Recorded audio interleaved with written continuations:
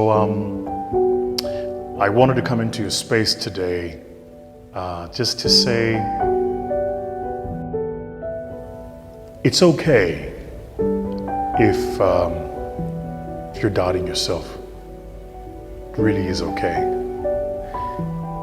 I think one of the greatest lies of our modern time and one of the greatest lies of this generation is this idea that nobody ever doubts themselves, that this imposter syndrome is only for the select few, but actually the high achievers don't suffer from it.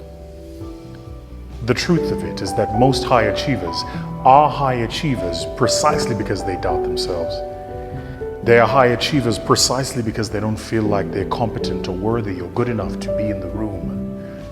They are high achievers precisely because they think everybody else is better than them. And so they prepare more, they work harder, they commit more time. I think that's just the nature of achievers. Maybe someone in your family has lost their job and there's not enough money to go around. Maybe you live in a neighborhood where you don't feel safe or have friends who are pressuring you to do things you know aren't right. There is no excuse for not trying. Where you are right now doesn't have to determine where you'll end up. No one's written your destiny for you. But whatever you resolve to do, I want you to commit to it. I want you to really work at it. I know that sometimes you get that sense from TV that you can be rich and successful without any hard work. That your ticket to success is through rapping or basketball or being a reality TV star. Chances are you're not going to be any of those things. The truth is, being successful is hard. And you won't necessarily succeed at everything the first time you try. That's okay. Some of the most successful people in the world are the ones who've had the most failures.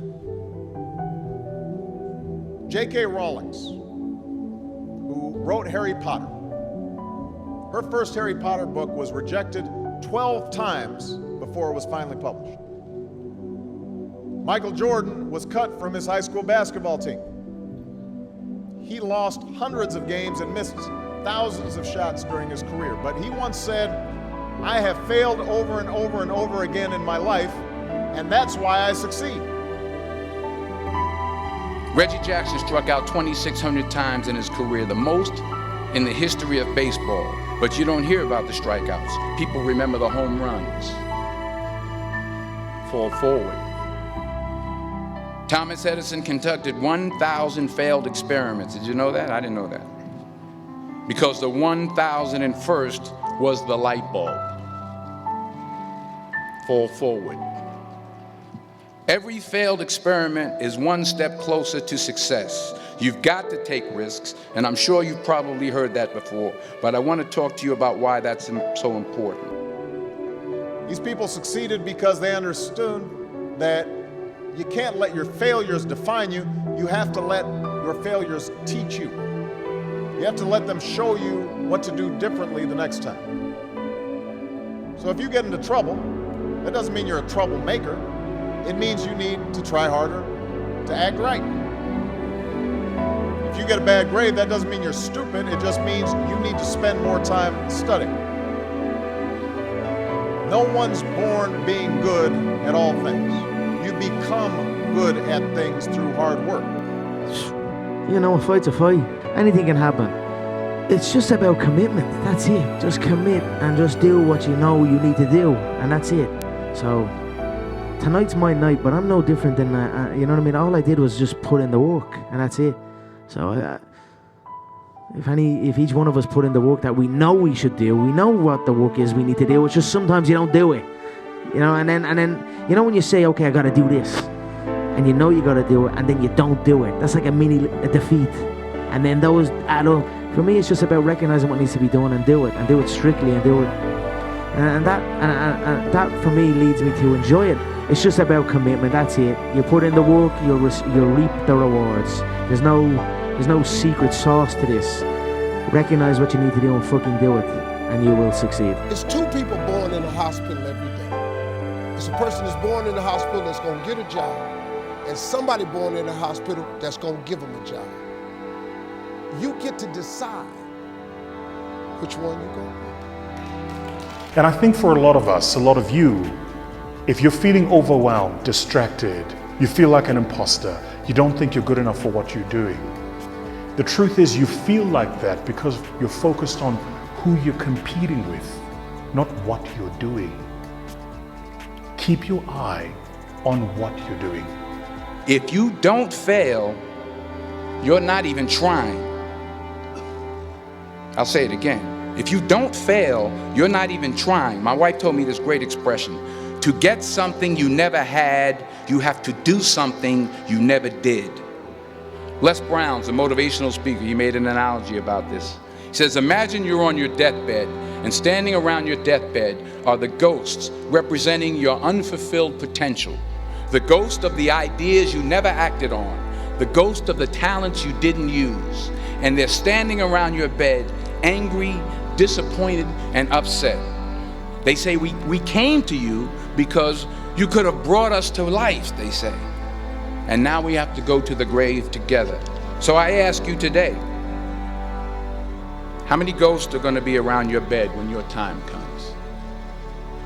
You've invested a lot in your education, and people have invested in you. And let me tell you, the world needs your talents, man, does it ever. See, in your life, everybody has a turn back moment. You have a moment where you can go forward or you can give up. But the thing you have to keep in mind before you give up is that if you give up, the guarantee is it will never happen. That's the guarantee of quitting, that it will never happen no way under the sun. The only way the possibility remains that it can happen is if you never give up no matter what. Because God is always coming. He's never too late. At your worst moment, look, man. I got 3 reasons, and you can pick up your iPhones. First, you will fail at some point in your life. Accept it. You will lose. You will embarrass yourself. You will suck at something. There's no doubt about it. And I know that's probably not a traditional message for a graduation ceremony, but hey, I'm telling you, embrace it, because it's inevitable. Talk about what it means to be positive to everybody. Well, I heard this quote when I was 15 and back in the lean days, and the quote was, it's nice to be important, but it's more important to be nice. Just like it happened yesterday, I thought, if I'm ever important one day, I'm gonna be nice to people. If I'm ever important, because I always just wanted to apply that. I just love hearing that. And honestly, brother, being nice, I always say this to people, being nice and kind is literally the easiest thing we can do.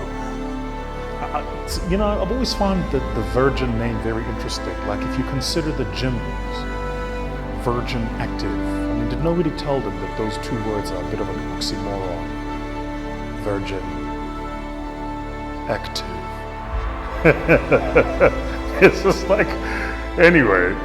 I found that nothing in life is worthwhile unless you take risks.